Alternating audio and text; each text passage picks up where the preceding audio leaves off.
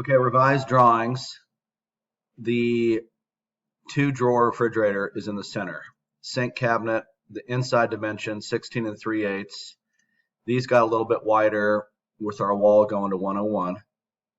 Added a big shaker panel in the center here.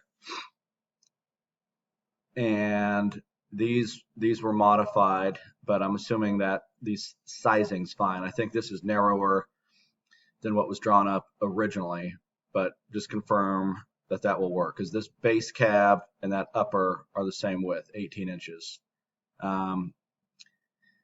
We could, I really don't want to make this any wider, which would force our hand to make this one wider. But with this upper cabinet 12 inches deep, this one's 24 deep. I don't want to have this cab encroach over the sink, obviously. So that's why we're keeping these the same width. And that big wall panel. The height changed. Things just got a little bit wider with our wall width.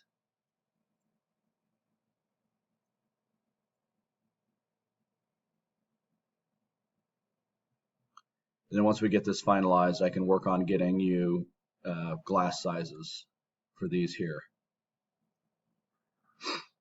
The dining room. Looking at your email here.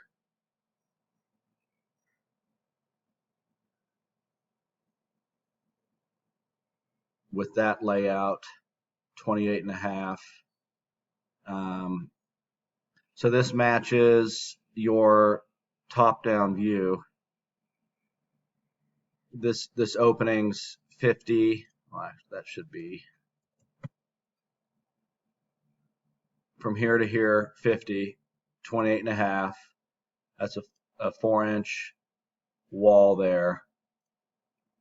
So, I mean, your call with how you want this corner to land.